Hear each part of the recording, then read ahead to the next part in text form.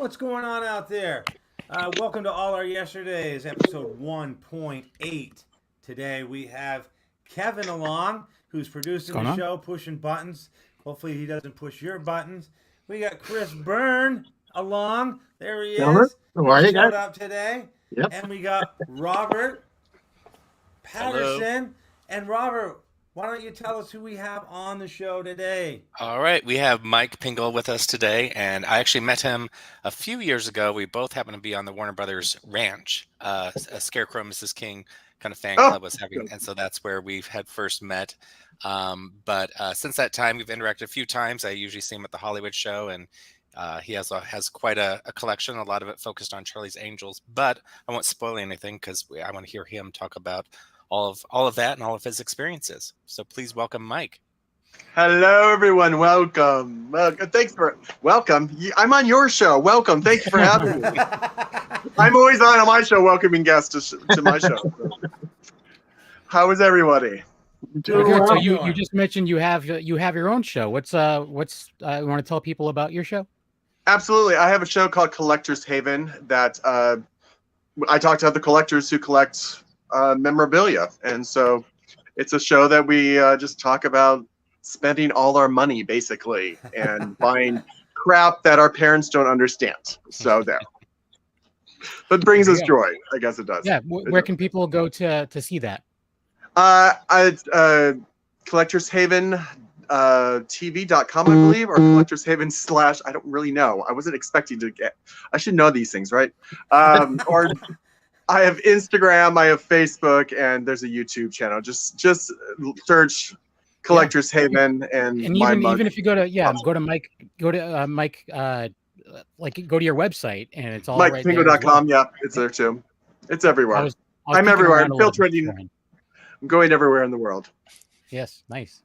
Mike's like, I didn't know you guys were going to ask me questions. Oh my god. No, I just thought. He froze on his collection. You didn't like that, RW. There he is. I thought that was him.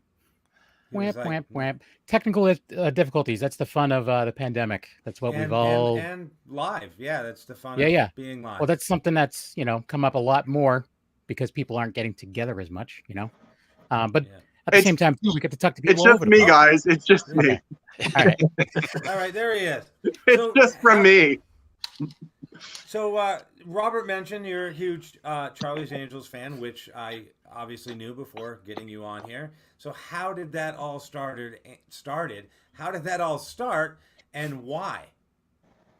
Well, because I was a small child, and I'm a kid from the 70s, so I grew up with Charlie's Angels on TV, and of course all the great television series. I mean, I think the 70s TV was the best years of any time to watch television. You had Love Boat, Fantasy Island, Eight is Enough, Laverne and Shirley, Happy Days, and of course Charlie's Angels, Beretta, all those. Everything was fantastic, and so I fell in love with the Angels the second year it was on, because I was in California when it first came on, and so the second year is when Cheryl Ladd arrived, and I was old enough to watch because it was a 10 o'clock show. It was an adult show for the first season, pretty much. And the second year, they brought it down to 8 p.m. So it was a little bit more fluffy and fun for the whole family, I guess you would say. And men with, for women wearing bikinis and all that fun jazz. So anyway, I just fell in love with them. And then I just started collecting. I collected all the posters then.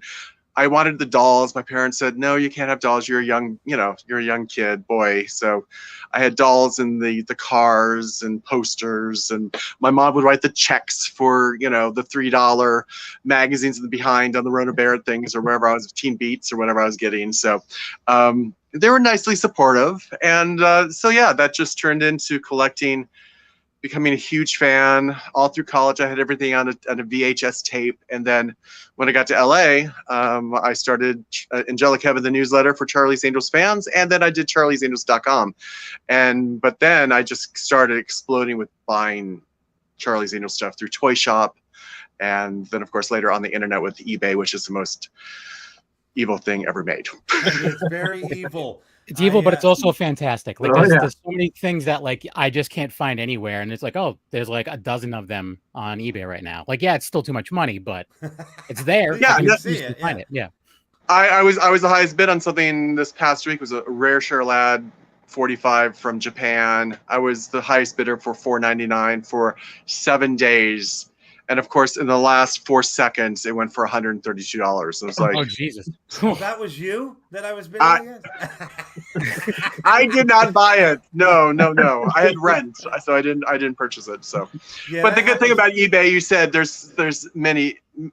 It will be there again. You know, right. Hopefully at some point. So. Someone's going to post it with a weird description where it's not going to come up on everyone's radar. So maybe it'll come up on yours, and then you're like, all right, I've lucked out, and now I've gotten it.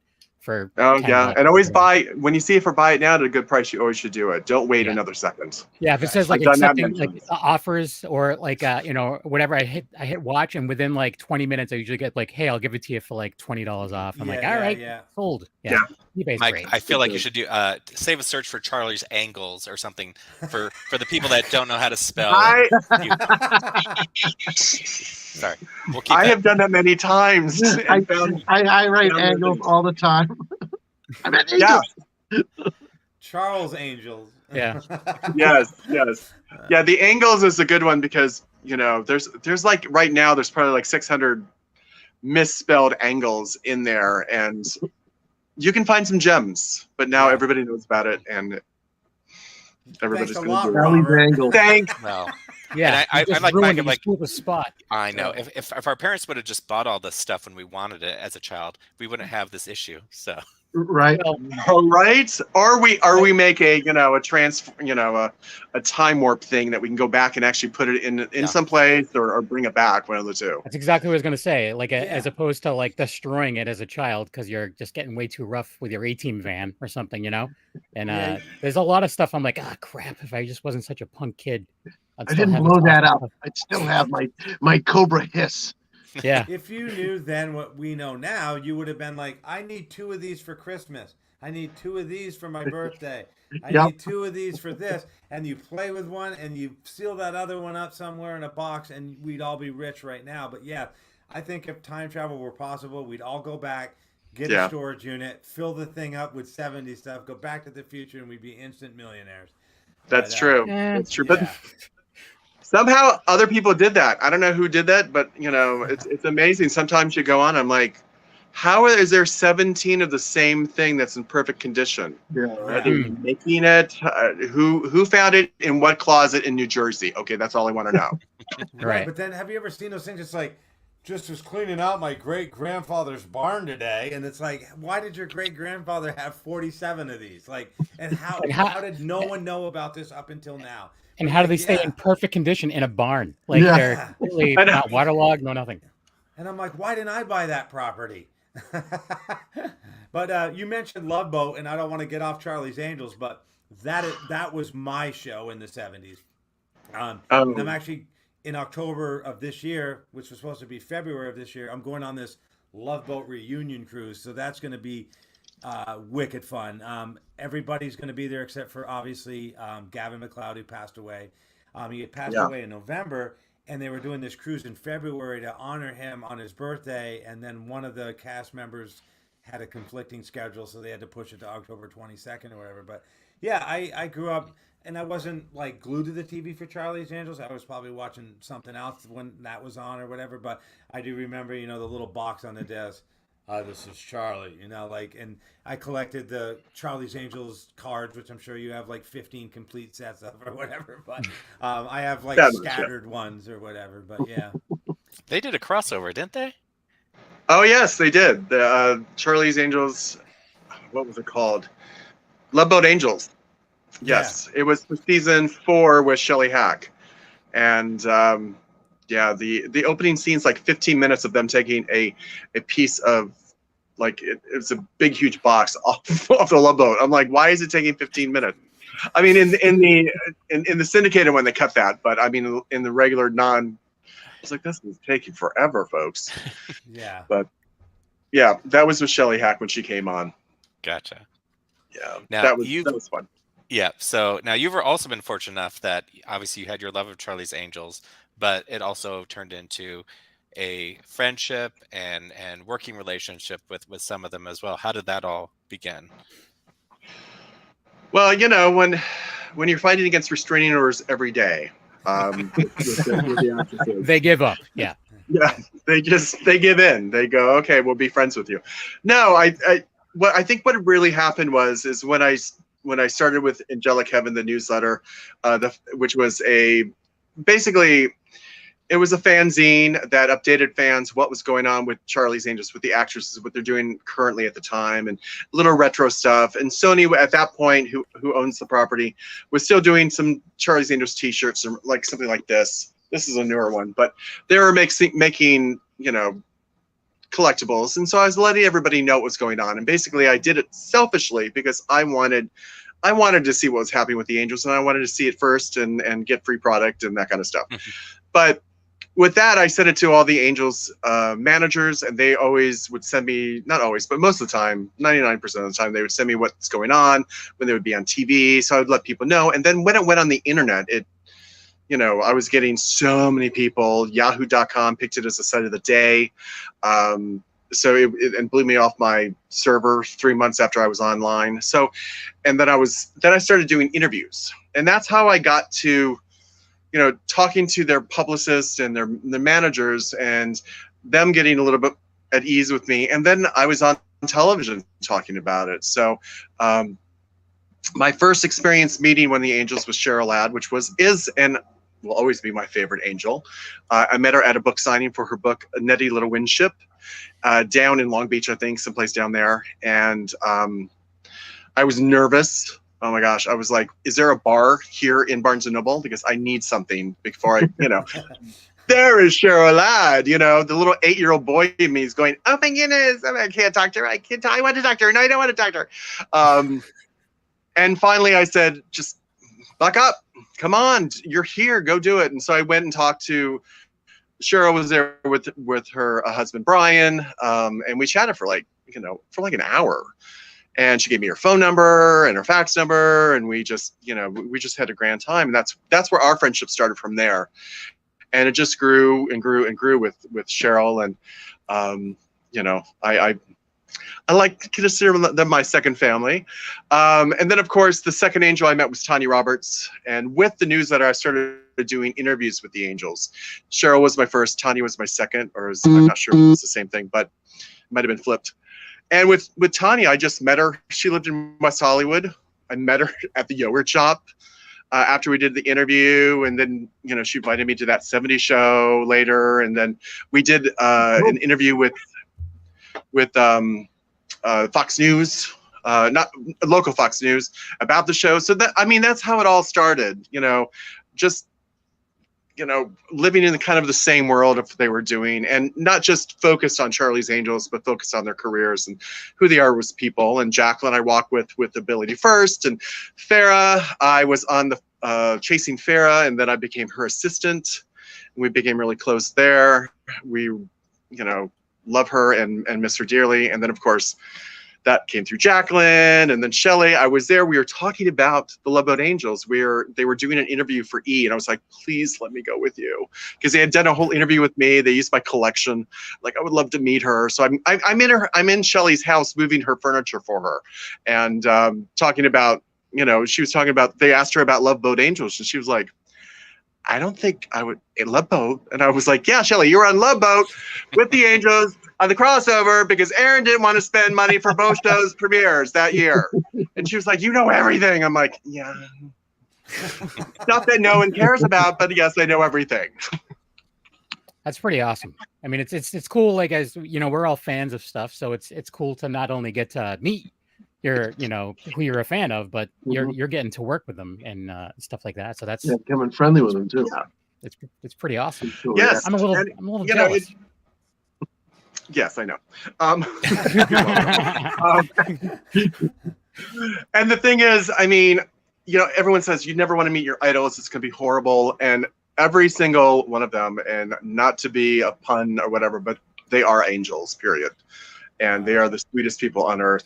And some have already left us, but yeah, they're amazing. And so were the producers, Aaron and Leonard. They were really sweet to me too. They were very nice. And yeah, it's been a joy. Who knew I was going to be talking 40 years later plus about Charlie's Angels? I know my mom didn't want me to, but who knows? Which is the whole point of this show. Is we're not necessarily living in the past, but it's just a big celebration of. And when you talk about the 70s, I think we're all 70s kids. It was the golden years of that TV. I think they called it Jiggle TV at the time, but we still love it. Yes, it was Chico TV. And of course, talking about going back to Love Boat, that's our touchstone today. Pluto TV has a channel of the Love Boat. If you haven't known that, if you don't know that, and I'm not a spokesperson for them, but when I'm just bored or upset or mean or just having a bad day, Pluto TV 24/7 Love Boat, you can't go wrong. You can't. Everyone's in love. Yeah, Pluto TV is pretty amazing. My parents just cut all the cable and everything, and we installed Pluto TV on the Roku, and they're like, we don't need anything else. This and QVC, and we're good. I know that's all they do is they watch all the old stuff. Watch Baywatch. Yeah. Paramount the Baywatch channel. When Paramount Plus first came on, my girlfriend got the trial. And as soon as she got the trial, I'm like, what's on here? And I went, oh my God, the Love Boat's on here. So the trial ended, but the subscription didn't. So I watched every single one because, like I say, I was supposed to go on this cruise in February. So I was pounding out like 7 episodes a day. Like, here's the next one, here's the next one, here's the next one, trying to get them all watched before this cruise. And then they're like, oh, by the way, we're canceling the cruise. And I'm like, oh my God. So like, I watched and I even found 2 of the movies, like the pre-movies, on YouTube, and I watched those. The second pilot I can't find anywhere, but yeah, I'll be on the cruise, like I say, October 22nd to the 29th. I've got my Doc Bricker outfit I'm going to be wearing. I'm also going to bring Ernest P. Worrell, Ed Norton from the Honeymooners, and David Hodo from the Village People, and I might just sneak Beavis on the ship so I can walk around the ship going, I am the great Cornholio. Are you threatening me? And see how that goes over or whatever. But or you could be Don Juan with the, and kiss all the women, or when you're running around in that one episode that I can't remember who did it, but but yeah. Yes. Love Boat's amazing. I was born in 65, and I have to agree, and this is one of the reasons I started. Well, I also have a sister page, which is called Where Our Past Comes Alive, where I just post all this old stuff. I have all these albums at Where Our Past Comes Alive of, comic books and magazines and, the entire run of Charlie's Angels cards, so people who don't have them can at least see what they were and so on and so forth. But my friend John, who is part of this, but works Sundays and can't be on here that much, he's a wealth of knowledge, but he says that the 70s until like I forgot if he said 83 or 85, there was this like 12 or 13 year period that was just the best. And growing up, I was like, hey, I need these trading cards, Mom, I need money, and I'd go buy the Incredible Hulk trading cards or the Charlie's Angels trading cards or Star Wars blue, red, green, orange, or yellow, or whatever it was. And comic books were big, and Starlog magazine, and like all the shows were, in my opinion, the best of the best, like you said in the beginning.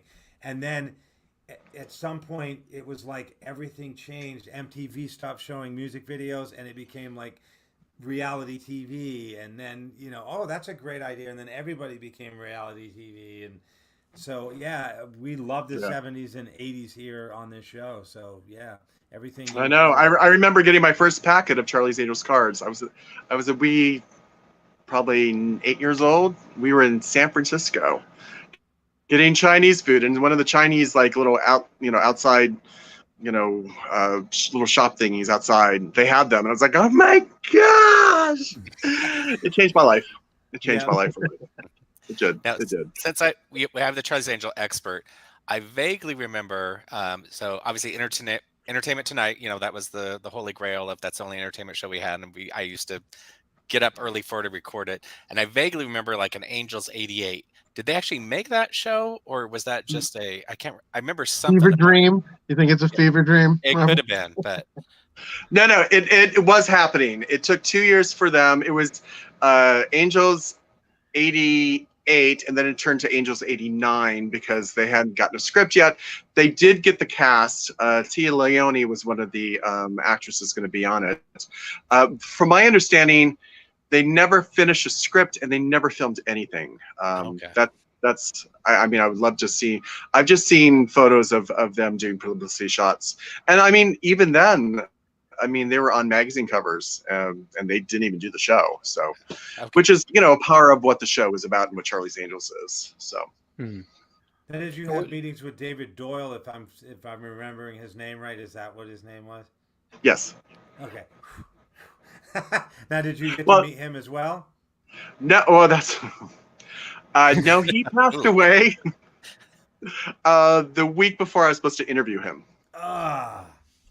Yes, and so the same thing happened with Aaron, and then people were thinking I was jinxing people, so they told them not to talk to me. But it wasn't me. It wasn't me. It was me. That's funny because I've gotten like a couple people's autographs, and like 6 months later they die, and people go, "Don't let Randy get your autograph. Don't do it. Don't give Randy your autograph." It's been the other way. It's been the completely other way around for me. Like, there's been people that I've seen at cons. I'm like, I've always wanted to meet that person, but I don't have enough money right now. They're always at shows. I'll get them next time. Yeah. And then, a week later they pass. I'm like, God damn it, yeah. That happened with me with Roddy Piper. Adam West. I'm like, I don't have Adam money. West. I'll catch it next time. And he was gone. Adam West and Roddy Piper, both of them, yeah. Because that's the thing is, so I was born in '75, so a lot of the stuff, like as I was being able to tell what I was actually watching, it was all in syndication. So like in my area, it was WLVI channel 56 in Boston, and like I would come home from school and like most of my friends would be watching like whatever cartoons I'd be watching. All right, the Monkeys is on, and then from there it's going to like the A-Team or whatever, you know. So I know the A-Team's a little later, but most of the stuff that I saw was in syndication. So it was always like the one thing too with syndication that was bad is because if there was any kind of continuing storyline or anything like that, it would never be continued in the next episode. It was like, all right, pull a random one in. Exactly. I just picture it. Yeah, some PA backstage is like, just grab whatever the next one is. Like, shove the tape in, hit play.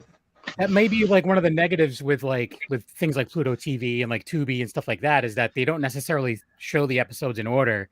They don't. Something like Paramount Plus, you can on Paramount Plus, but yeah, because there's a channel that I found. It's something that will just put me to sleep, even though I like it. It's extremely boring at times. There's a Doctor Who channel that's out there. It's all classic Doctor Who. None of it's in order. So I'm like, I'm trying to make sense of these big rubber monsters, and I don't know what's going on. You know, maybe they're trying to make it authentic to 70s syndication. So yeah. So Mike, you have quite a bit of collection behind you. What's your favorite, or what's the one that when you think of this is like your holy grail? My holy grail of them. Oh, that's very good. Well, I'll show you some. I'm going to turn the camera around so we can.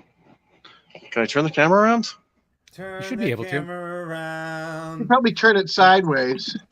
Oh, I don't know. I think he's talking about the camera, like the gotcha. Reverse, or yeah. Let me see. Oh no, I just turned myself off. Okay. Well, we'll just do it this way. All right. Go full screen on him, Kevin. Okay. Sorry. That way we can see. That makes sense. Yeah, you're right. Yeah. There you go. This is the Townsend Association Chris Monroe card. This is what Cheryl Ladd would give out as her character. So she gave it to me for a birthday present. Wow. Oh wow. Nice. So that's one of the things I love. The other one of the things is this, as far as collectibles. This is a couple of years, at least over 10 years ago, because Farrah signed it. It's a DVD box set that they came out at Best Buy. It was like a lunchbox, and then you got the first season, and then they all signed it. Farrah signed it for me. It was the last thing she signed for me, and Kate and Jacqueline signed it. So that's a really cool thing. As far as collectibles concerned, I saw the Hideaway House. Yeah, there's two of them too. Oh, okay. There's one with Cheryl. during the 70s, they made my room's a mess. They made everything with Farrah and Cheryl, because when Farrah left the show after the first season, they had all this merchandise coming out, and she's leaving the show, and the new Angel's coming in. So what do? Hasbro. We had these dolls dresses. They had these doll dresses, and this is the Farrah one. And so what they did when Cheryl came, excuse me, they replaced her head. Can we see it? Oh, geez. Yeah. They just replaced her head, and so I mean, they had to, because they had all this same merchandise. I mean, she had her own, they had a line, but yeah, I'm sorry, my camera works really shoddy. No, that's still pretty great though. Like that, they would just like, even back then, they were just gonna, all right, we're gonna cheap out. We're just gonna hire someone to put her head on there and change the color of the background. And maybe if I put my glasses on, I can see more. Then of course there's fun things like this. This is when I was on Farrah's Chasing Farrah. She signed her head. I just saw the video of that. I was on your website and I saw the video of her signing that. That's awesome. And then they have, this is the Farrah version, and then there's the Cheryl version. All the dolls. Now, is there any difference in the doll head itself, or is it just the artwork on the one where with the dolls there that you just pointed out? Oh yes, they did give Cheryl her own, face. So they did do artwork with, and they changed a little bit. There's just so much fun stuff, like the Crazy Watch Radio. Oh wow! I remember those big things. Yeah. Oh, one of my favorites is this, the rainy day set. You have your own Charlie's Angels, umbrella. You have a Perry totes head. Just look how happy she is. She's like the happiest person. With her, it's like I'm getting poured on, but this is fantastic. And then, of course, this is the other favorite one. It's the Charlie's Angels fashion dress-up set, which comes with this pair of high heels, and a belt, and a necklace, and sunglasses, and a purse. So that you have to have a person and an umbrella when you go out as an angel. That's all there is to it. That's true. Facts and of course, facts. If you're going out for Halloween this year, don't you want to go as Sabrina Duncan? Here we go. Charlie, that's fantastic. Let's see the case.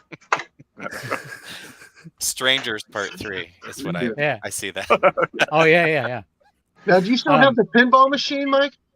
Yes, it's in the other room, so we won't be able to see it. But yes, I do have the pinball machine. Yeah, nice. I saw that. I love pinball. So. Yeah, pinball's the best. Yeah. Fun is spot. it? Oh yeah, Fun Spot, New Hampshire. Yep. If any of you guys have if you guys are like, so Robert and Mike, if either of you are like arcade guys at all, like you like the old games, Fun Spot in New Hampshire, it's where it's at. It's a classic arcade museum. They have stuff that's like older than old. Like I don't even know. Like some pinball games are like from the 50s. Yeah, for sure. Yeah, they got some great stuff up there. Wasn't it the King of Kong? Didn't they film part of that documentary there too? Yeah. Yeah, I don't know if you know Billy Mitchell. He's the guy that supposedly is the greatest Pac-Man player and possibly Donkey Kong player in the world. Although I think people have finally beat him, but tied him or whatever. But he's been there a couple times, and they filmed a documentary there called King of Kong, where he was trying to beat the high score or whatever. And the one cool thing about all these machines, like the machines from the 50s and stuff like that, is you can play them. It's not just behind glass. Like you get like a bucket of like tokens for $20, and you can go there and just play on all these games until they break, and then you're like, it wasn't me, I'm walking away. But it's cool that you have a pinball machine. Is there like one collectible that is like on your bucket list that you haven't been able to track down yet? Is there one? It's like the holy grail, like of like the finds, like you need to find this. Like that thing that was the record that you didn't get. Yeah. Well, besides the record, we know about the record. True. No, there's like a list of 15 things I'm still looking for, like the Charlie's Angels backpack, the walkie-talkies. If anybody out there finds a walkie-talkie, call me right now. These walkie-talkies are like, they go for a box set goes for $2,100 on eBay, and I've seen 2 of them go. Wow. Just a single goes for like $500. It's just, I mean, I'm like, it's a piece of plastic, folks. It's a piece of plastic. Give it to me. It's a piece of plastic that I'll give you like as little as possible, and I'll be like, look what I got in my collection. So that's the thing is I hit up flea markets and stuff too. People don't know what they have. So if I ever see any Charlie's Angel stuff, I will yoink it up. And then I'll just send I mean, it's harder to find these things, because people know about eBay now. And I mean, I used to go to, Goodwill and find the Charlie's Angels games. I think I have that in my storage. I have the $6 Man one, Planet of the Apes, Star Wars. But I think I have that. Waltons. I'm a better host and photographer, I got to tell you. But those used to, I used to find those and the puzzles. I mean, I used to find these things for like $0.25. And by the way, did you see Farrah in her swimsuit? Now, is that all Charlie's Angels on there, or did I just see Mork and Mindy? What? No, I thought He's like, wait a minute. What? I thought I saw something that looked like Mork and Mindy, but maybe I'm wrong. You're totally wrong. There's no Mork and Mindy. Okay. I saw something red, and it looked like the Mork and Mindy thing, and I was like... All Charlie's Angels and one random... Oh, okay. There it is. That's what it was. Got it. Oh, you got the card box? Whoa. Thermos? Display boxes, yeah. Wow. So who are you going to will this collection to someday is what we all want to know. It's going to be buried with him. He's not going to will it to anyone. It's going with him. Yep. I have given strict instructions to my parents not to throw it away. If I die first and my friend Scott's still around, he will come down and sell it. But my mom's because my nephews don't care about it. And I'd rather give it, auction it off or sell it to people who love it. I mean, he has rights to have 5 things he wants, and I'll will some other things to other people. But my parents would. In the words of Indiana Jones, pinball this machine belongs is in a museum. Chris is like, I would pinball machine, please. You can pay for shipping. How about that? You pay for shipping, Chris.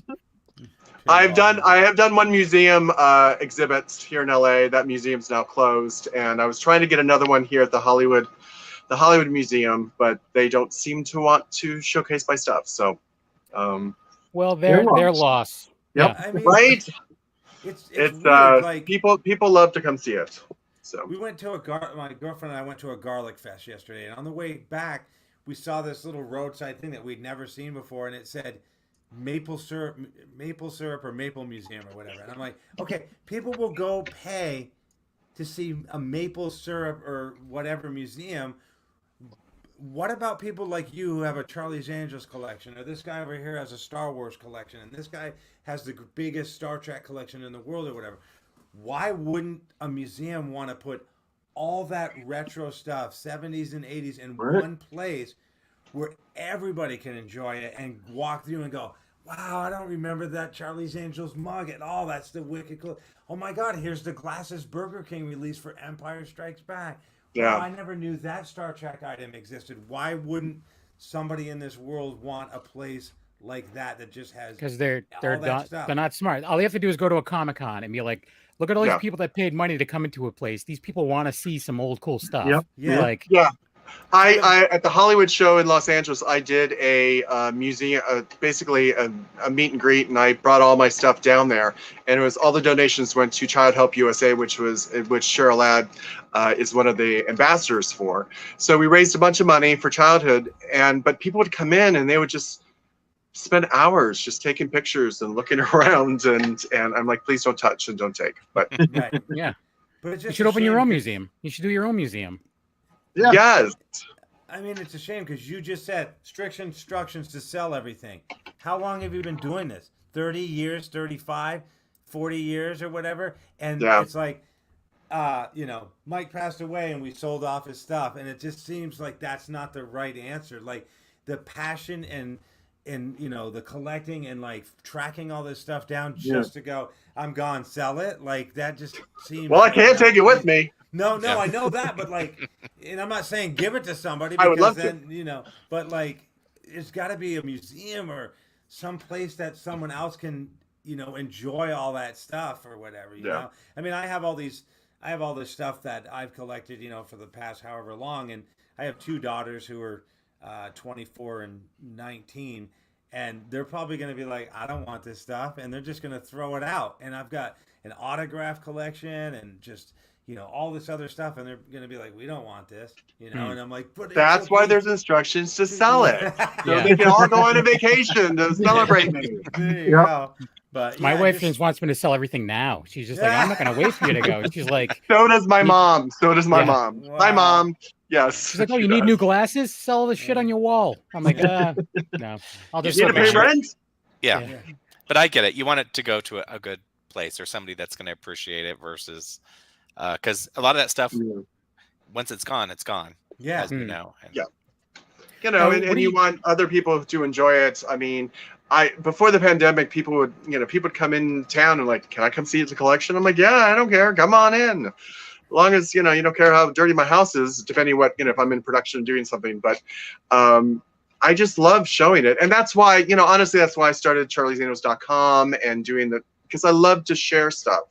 You know, I know something, I want you to know it. You know, if there's a new collectible, I want you to know about it. And I would like to get one for free. But anyways, that's not important. But I mean, it's about talking and sharing, and that's all about collecting. I mean, my show, Collector's Haven, I love talking to collectors because they want to share their collection. They want to share what their passion is and what they do and that favorite thing they bought. And that one time I was a kid and I was walking down and I needed that one trading card with Kate Jackson and I couldn't find it. And I looked down in the gutter, it was there. And this is a true story. Wow. So, I mean, people have stories like that. And it's, you know, I love sharing. I love talking to geeky people like me that love stupid stuff like this and not even stupid. I always say stupid, but it's wonderful. I always say, you know, it's stupid to everyone else. Yeah. Exactly. I have a house full of pink shit. It's stupid. We love it. Exactly. So I was actually going to bring that up because you mentioned like how your nephews have no interest in your collection or whatever like that. And I can understand if like it's just not something they're into. But now I have nephews, I have nieces and stuff like that, and that are younger, and like they don't seem to, like kids don't seem to have that bug. It seems to me anyways, like, except for you have when you go to Comic-Con, you see a lot of parents with their kids are usually like on board as well. But, I think like a lot of, except if it's Funko Pops, that's the only thing that they want to collect. Yeah. But I think a lot of it has, the culture's changed. I mean, I was at a party last night and we were talking about photography and photos. I mean, most kids don't have photos. And remember when we used to like get our photos printed out and, you know, all that fun. We don't do that anymore. And I think that the way the world is now, you know, everybody's doing that. They go in the computer and they go in that little world. I don't even know what that world is. And they buy stuff, you know, and it's a game where they're like, the game world. Yeah, like, you know, Paris Hilton selling stuff and, you know, so you can wear the NFTs, right? Yeah. Yeah. Well, yeah, NFTs and then there's like also like you'll be playing some like multiplayer game online and you can buy like a sword. Now you have it, but it's like it's a digital thing. You don't own a sword. Yeah. I just think our cultures, the kid who are growing up today have a different, you know, view on stuff. But I mean, I don't know. For me, I'd rather run around to, you know, all the thrift shops and try to find a Charlie's Angels card that I already have than, you know, go into a metaverse and, you know, be a concert. But I'm just we would go outside. We would go outside and we would walk to the store and we would buy stuff that we don't need. And then we would come home and then or steal it. Yeah. You would steal it? Don't say that. What? I didn't steal anything. My last name is Crook. I didn't steal anything. Actually, that's not true. That's not true. I did. My sister needed that thing for her tugboat. That's why I took it. I did steal once, and I was terrified, so I never did it again. Like I was a little kid, and I took some Dukes of Hazzard action figures, and I buried them in my backyard. I was and stuff. You buried them like Shawshank Redemption under the tree. No, I legit. I was afraid. My mom, my mom knows I don't have a boss hog, so I'm gonna bury it in the backyard because if she finds this, I'm dead. You know. Yeah. I was at a thrift shop not this Friday, but the last Friday, and I was just looking around. It was a pretty crowded gift shop, and there was the Jaws soundtrack on LP, and I'm like, what? Like, this has got to be somewhat rare. So I'm like, how much is this? It's $5. I'm like, yes. And then next to it was Somewhere in Time soundtrack on LP, and I'm like, I'll take this one too. But sometimes you find stuff at these places that you're not even looking for, and you're like, I know that's probably rare. And which brings me to my question I was going to ask, and this is my segue, but like, again, this is a thing that I just got today, but like, if this was the original, one from the 70s, is it, to me, let's say there's only 12 of them in the world anywhere, and somebody's like, I'll give you $1,500 for that. To me, this is worth more than that $1,500, because if I sell this for $1,500, I have $1,500, and then I go buy soda, I buy groceries, I put gas in my car. But you don't have that anymore. But I don't have that anymore, and now I'm not one of 12 people who have this thing that there's only 12 of in the world. So when I collect, I don't necessarily collect for like, oh, maybe someday this will be worth $1 million. Now, $1 million, I don't need to be one of 12 people to own it anymore, because but that's what I'm saying. It's like, when I collect, it's not for that big payoff. It's because, wow, I have something, and I don't know how many of these Jaws soundtracks there are on LP, but I bet you there's not a lot. But now I'm part of that club that has something that not a lot of people have, and I'd rather be part of that club than I just got $10,000 for this thing, and now that person's part of the club that has this thing that not a lot of people have. So that's. But then there's other things too, like, so Mike brought up the lunchbox, DVD set. So that's not like super rare. I'm sure a bunch of people bought that, but you have it signed by them. Right. So that makes it special to you. Like, I have the Evil Dead DVD, like Book of the Dead. Like, it's like an actual Book of the Dead you can open up and everything, and I have the full cast had signed it, which cost 10 times more than what the actual DVD cost, because each autograph's at least $25, and it's fallen apart, and it's in a sealed bag, because I'm never going to be able to open it again, even look at these autographs, because it'll just crumble, because it's all like, but that's something I would never even think about giving up, because even though it may not even be like Bruce Campbell didn't put my name on it, but I have the experience. I have a photo of him signing it. So it's like, this is a special spot for me, that's all that matters. My nephews don't care about that either. So whatever. Nephews. I know. Kids today. Yeah. Kids, what are you going to do with them? Your Funko Pops and your Yeezys. Get out of here, kids.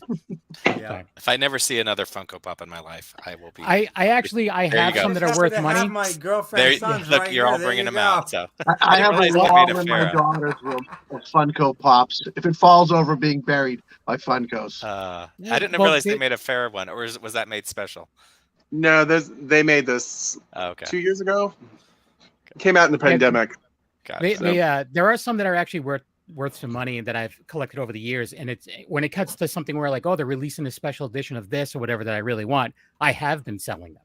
So I'm like, people are going to pay for them. I'm not going to do anything with this. It's like, right? I have two of them. I'm going to sell them. I'm going to sell one of them. Then like a year later, I'm like, all right, I want this. I'm going to sell the other one, and now I'm good. But, I think that's fine. I mean, I wouldn't. I mean, depending. I mean, if rent's due and I have to sell something, but like, I have so much stuff, and a lot of stuff is in my closet that I don't even see, and sometimes you just go, eating, sleeping, and air conditioning.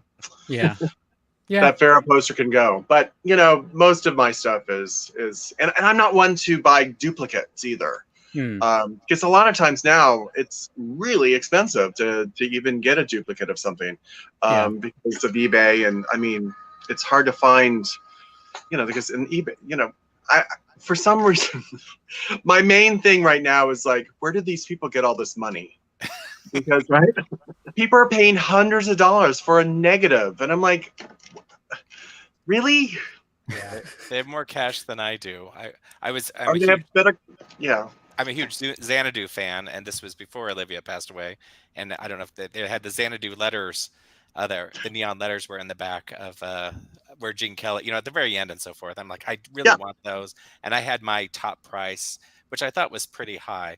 Those things end up going for I think $27,000, and I was like, ooh, somebody has more money to burn than I do. I would love them more than they would, but yeah. Well, I would love them more. Doesn't that mean more? Yeah. I'll give you $1,500, and the rest will be love. Like, that'll work. Yeah. All right. No, but the I'm not at that point. My wife would leave me if I was at that point. But I'm more of like, okay, this Funko Pop is worth like $150. I'm gonna sell it because I need to replace a pedal for my bass or something like that. So it's like, all right, I'll do that. But yeah, or you're selling it to get something else. Yeah, exactly. That's usually what it is. Yeah, that's usually what it is, because it's like the stuff that I really care about. I do try to buy duplicates, especially if it's like newer stuff. I'll try to buy a duplicate because I want to take one out of the package because I'm that guy, and then I also want to leave one in the package. But so Kevin, toys are more expensive now than they were when we were kids, so sometimes that's not even feasible, Yes. Kevin, if your wife left you, look at all the room you'd have for more stuff. No, I wouldn't. I would lose the house. She's the one who actually pays. Like, she physically is the one who pays the bills.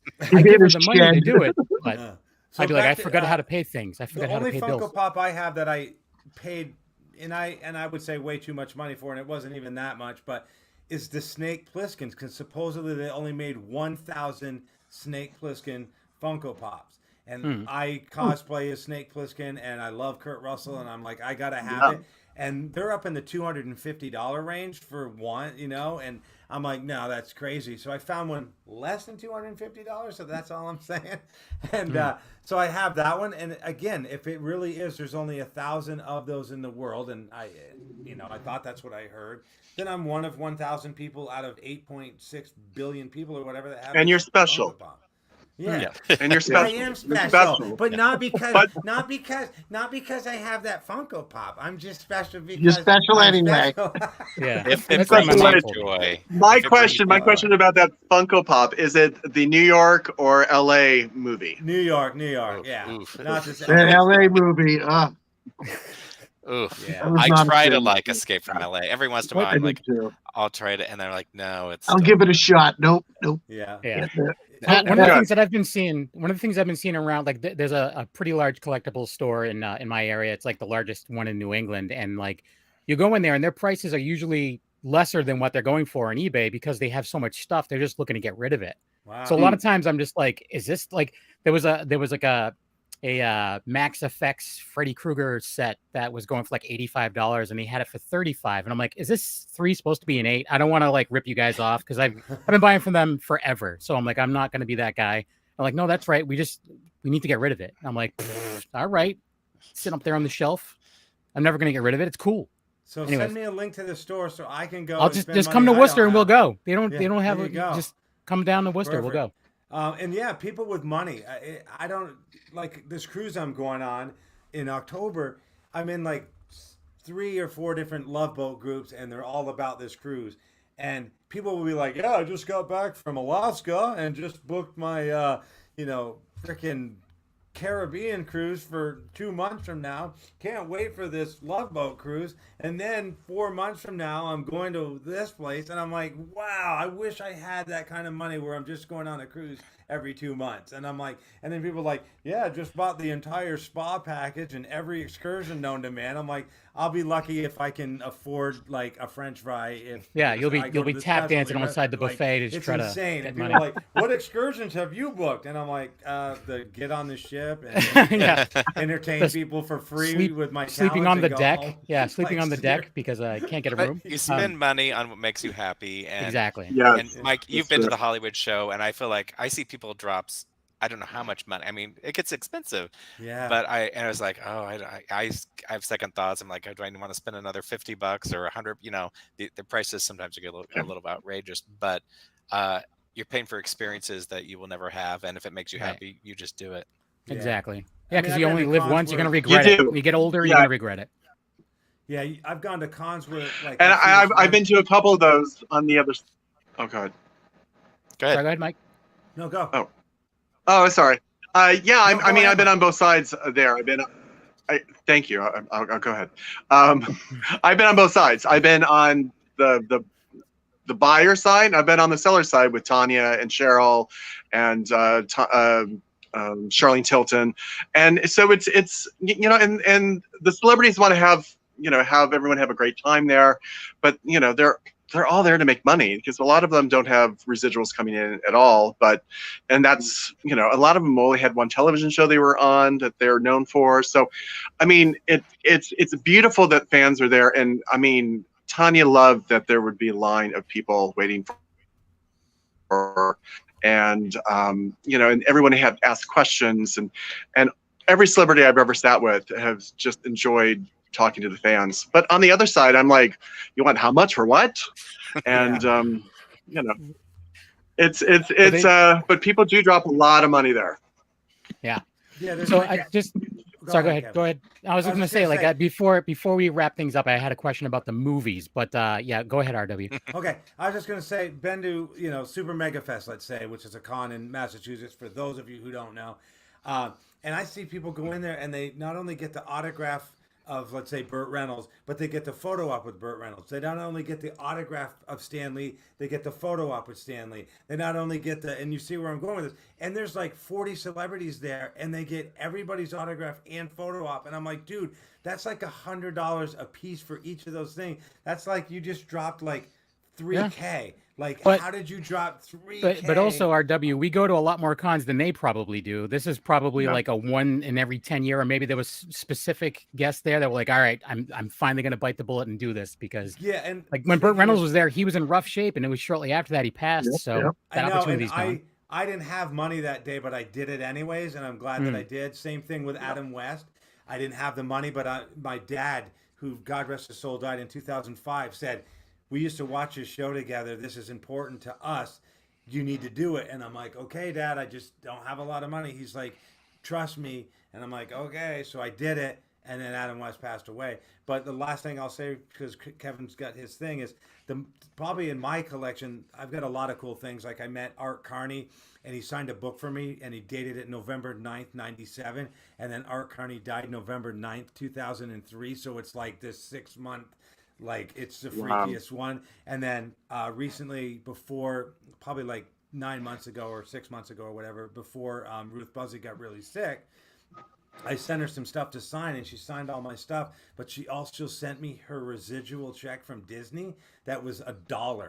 So I have this residual check that says Ruth Buzzy on it, signed by her. So to me, that's probably the coolest thing I have, because this is literally her check with her name and stuff on it. So, and I guess in all my collection, that the Art Carney thing where it's dated 6 months prior to his death, and the Ruth Buzzy residual check is probably the two coolest things I have. But go ahead, Kevin. Oh yeah, it's totally just because I'm curious for someone who's as big of a fan of the show, and seeing what they did with the movies. So do you ever try to justify like that? Like, do you like try to explain it away, or do you know what maybe they thought? Like, the people, what they thought of the movies, if they actually bothered to watch them? Okay. We should have started this at the beginning of the show. First off, so we could talk about this for a whole hour plus. The first movie was okay. I was actually a consultant with Drew and Leonard Goldberg and McG. I went in, I brought books so they could look at the costumes, so I can figure out some stuff. I auditioned for it. I auditioned for Natalie's boyfriend, which obviously I did not get it. The first one was not a bad film. And the second film, McG took it to a full throttle into like they were superheroes doing jumps. And I mean, if you've watched it now, it doesn't even hold up. It's not a very good movie. The third one that Elizabeth Banks just did, it's just best not to even discuss. Oh, look at the time. Funny thing. It was the worst piece of. I mean, first off, all the actresses went on TV and said they didn't care about watching the series. First off, second, Elizabeth Banks went on TV on Good Morning America, said, "Oh look, we couldn't find any of the original series. We couldn't find any videotapes or DVDs, so we just made our own. And look, now they're all out on DVD because we brought this movie out." I mean, completely oblivion. That movie, all the angels were not even friends. They're actually really quite mean to each other until the end of the movie. They replaced Bosley's head, Bill Murray and David Doyle in the video that there was all these Bosleys. I mean, I don't know what she was thinking. I don't know what, I mean, if you want to know my true feelings about that movie, you can go to charliesangels.com. There's a whole review I have on that movie. But then, of course, we did the 2007 TV show, which, I mean, the first thing they kill off an angel. And I'm like, how do you kill an angel off in a Charlie's Angels TV show? I mean, that's the way we're going to start the series. We're going to kill somebody off who is an actual angel, and then those are all criminals. And can criminals really work together? And are they supposed to be solving? And then everybody wanted to sleep with Bosley because he was hot. I mean, come on, give me a break. So, in a wrap up with that, just watch 1976 to 1981 Charlie's Angels. You'll be much happier. There you You'll go. be calmer. And yeah, those other movies. I mean, the first one was okay. So that's all. I mean, other than that, ignore them. So the only thing that I try to justify, because Hollywood seems to not want to come up with original ideas lately, as in like the last 20 years. So the way that I try to justify it in my head is like, well, maybe this will get some younger people interested in going to check out what happened originally. But I know that's wrong. I know it's wrong. Look, I know that, but that's the way that I can justify it. You are so naive. I know. The whole thing about doing a reboot, if you watch any reboots that actually made money or got any kind of success, are ones that they actually went back to the Bible of the series and knew what they were dealing with. I'm totally up for updating or whatever, but if you don't have the soul or the body or the Bible of the original series or TV show or whatever you're doing, a movie, a reboot, if you don't have that, no one's going to care, because when you see Charlie's Angels, you expect something. When you see, when they did the new Fantasy Island, they've done several retakes. You expect something from that. And if you don't get it, no one's going to watch. Starsky and Hutch, the movie. Did everyone go see it? No. Miami Vice, the movie. I mean, it doesn't work unless you go back to the Bible of what the original series is. Because if you don't do that, there's a reason why we all love those series. They went on for years. It's in the basis of the show. And if you don't capture that and know that, you can't just put three girls together and make them Charlie's Angels. It doesn't work. There has to be chemistry. There has to be a whole thing about it. And, it infuriates me when that stuff happens, because it only tarnishes the legacy of the series and upcoming things that could actually happen, because they do such a bad job that the executives in Hollywood, as you said, they don't make anything new. They just go, we would just reboot this.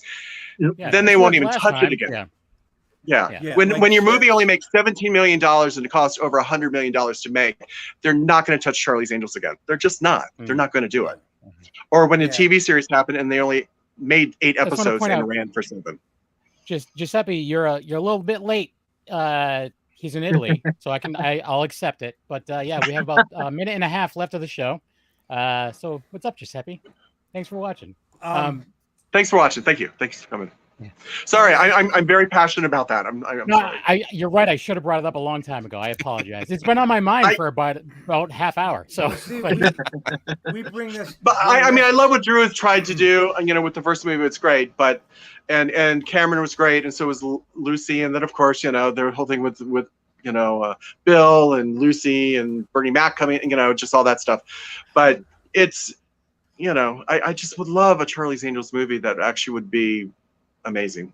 But no one called me. No one asked me. No one calls me. I'm right here. My phone number's everywhere. We talk about the past here because that's what the show's about. But the one thing we already have talked about is the 70s and a little bit into the 80s. But if you watch an episode of Charlie's Angels, episode of Love Boat, episode of maybe The Incredible Hulk, or whatever shows were on during that, you see the same names writing these episodes. And when you watch like The Incredible Hulk, you had Kenneth Johnson, who was spearheading The Incredible Hulk, and he wrote it for a human aspect. So every episode had some human emotion thing to it. So every episode of most of the stuff from the 70s into the early 80s had that human thing about it, where the A-team comes into town and some rancher's getting bullied by another rancher and trying to, destroy their ranch or whatever. And the A-team comes in and, shows why that's not, a good thing or whatever. And they're like, they take out the bad rancher and then everybody lives happily ever after. And that's kind of what the shows in the 70s did, was these writers were good writers. And like I say, look at any of those shows. It's like, oh, hey, that guy wrote a Charlie's Angels. Oh my God, he wrote for Incredible Hulk. Oh, he wrote for Knight Rider. He wrote for this. And nowadays, you don't have people with that same passion to write. You don't have people telling warm stories. You have people trying to make an action movie with CGI and then, throw a script in around all that stuff. You don't have human stories anymore. And that's where Hollywood is failing when they reboot. Exactly. And just to throw something, it's the heart. It's the heart of the human. It's the heart of us, and that's what really. I mean, any of the Marvel movies that really have done they've all been successful, but the ones we love, and there's always heart. Someone always, it's the superhero's doing it because of his big heart of loving humans and that kind of stuff. And that goes with all the 70s shows. I mean, there was always heart. I mean, even All in the Family, was tackling major issues, but it all came from the heart. I mean. And so I think that's I think all the 70s shows, including Charlie's Angels, it was just heart and fun. And it just was a beautiful age of television that we'll never have again. And at least we have, at least we have reruns and stuff to watch.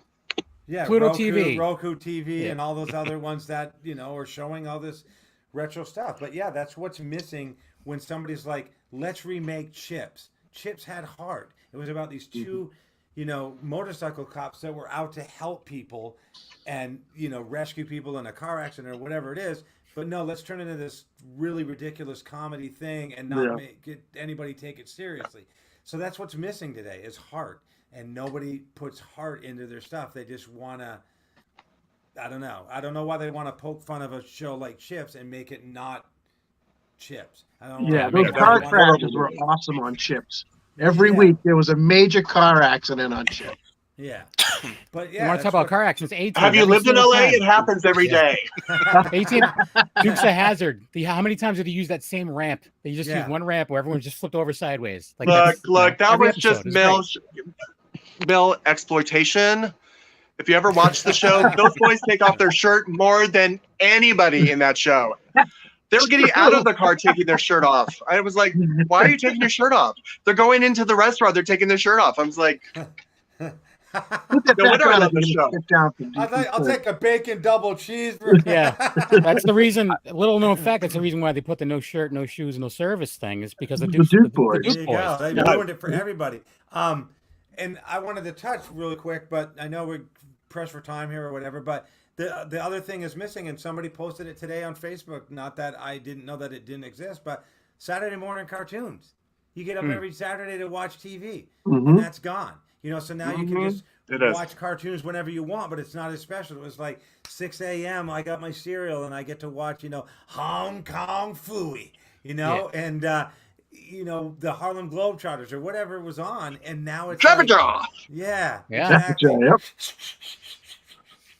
Well, even I don't know if this was always a thing, but when I was a kid, they always had the preview on a Friday night where they would show all the new ones that were coming out. I'm like, oh my God, I can't wait. I would legit cancel plans. I'm like, I'm supposed to have a sleepover at this house. Nope, I'm watching cartoons Friday night. This is awesome. Yeah, the preview. Now they're everywhere. The preview, CBS, NBC, ABC did it. It's like coming this Saturday or this fall, and the TV guide was your thing. You're like, this isn't a TV guide, but you go to that thing, and it'd be like Monday, Tuesday, and it would show Magnum PI. Magnum PI is about Thomas Magnum or whatever, and you'd be like, this show looks cool, and those ads, those 70 ads were amazing because you wanted to see what happened to Tommy at 8 is Enough.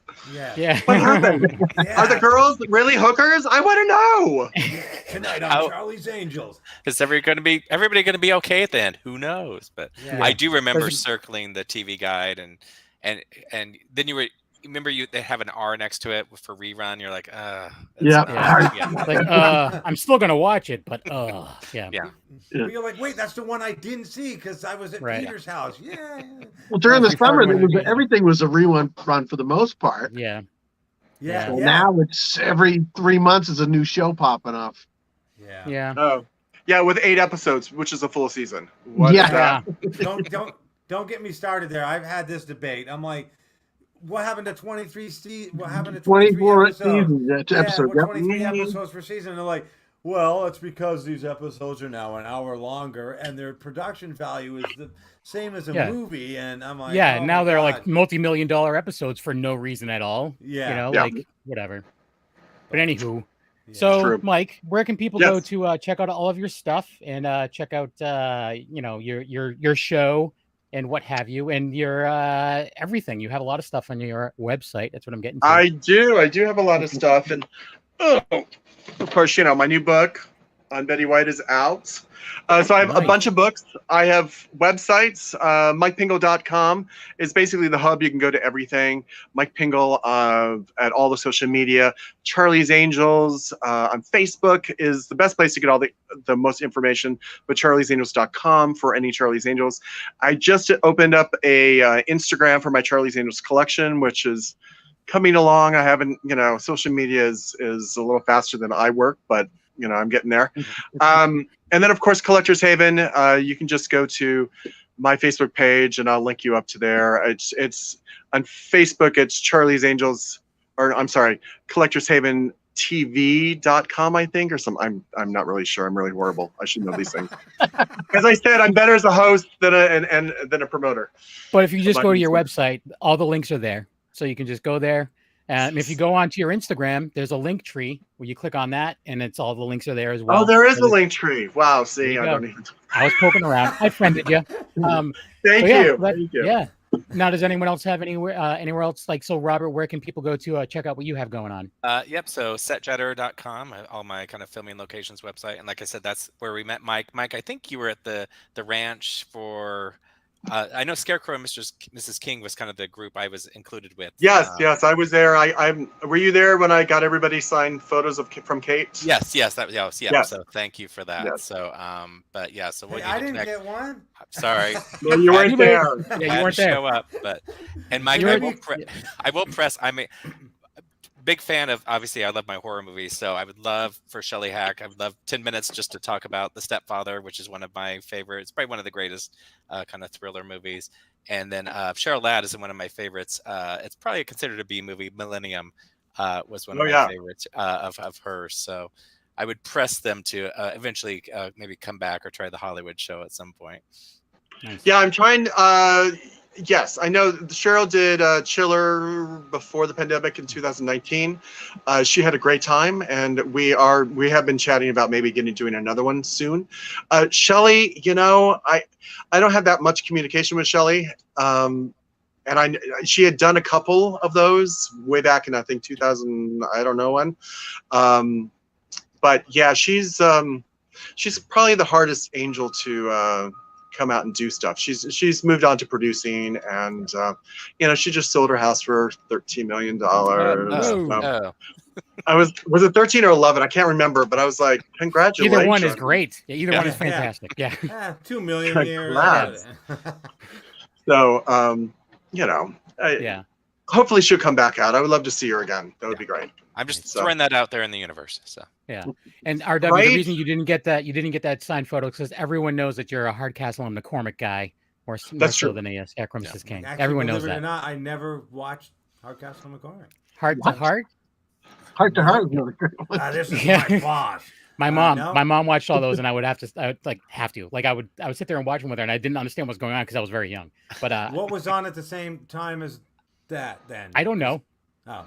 I was a kid. He wasn't watching anything else. Yeah. There was one TV in the house. I had no other options. Chris, do you have anything that you want to promote? No, I'm here when I can make it, and RW has me, but I'm on Instagram at It's Mr. B. You can find me on there, and I just post nonsense. Other than that, here just nonsense. Yeah, just nonsense. For me, I host Wicked Horror Show Tuesday nights live on Facebook and YouTube. Wicked Horror Show on both of those locations. Plus, I'm a co-host on Black and White Fright and Violence Buffet, and I'm a producer here for RW. RW, what about you? You have a book and everything. Where can people go to find your stuff? If you go here, you can find all my info. Yeah, I wrote this little book called Life Inside My Head, Living with ADHD, a scattertail living with ADHD, whatever. It's called something. Available on Amazon. I'm here Sundays, and there's I've just revamped my IMDb page, and there's a documentary on my life in the works right now, which is gaining some steam, and I have to thank Mary Vogt for that. She's really just jumped in and is like, I'm going to make this thing happen. So there's that. But anything you need to find me, again, I'm right there. And thank you so much, Mike, for joining us today. And thank you for having me. Yeah, thanks, Mike. We'll have you back again, sometime if you get some other stuff you want to talk about. And we can just go off on the movies for like an hour. Wonder Woman, Betty White. I know we didn't even touch base on the Betty White. And Betty White's pretty great. Did you get to meet her? I did not. When I originally was doing the book, she had another booking coming out, so I was told that she was unavailable. Actually, I think it was something more direct than that. But one of my favorite things that she ever did, but it's one of my favorite shows of all time, which is Match Game. I used to watch that religiously as a kid, and I just loved her interaction on that show or whatever. And a lot of people forget she was on there or whatever. But yeah, she's a huge gamer. Yeah, she's hilarious. Like she's so quick. But so thanks everyone for watching, and we'll see you next time. Bye. Yes, Thanks for having me. I appreciate it, gentlemen. Thank you.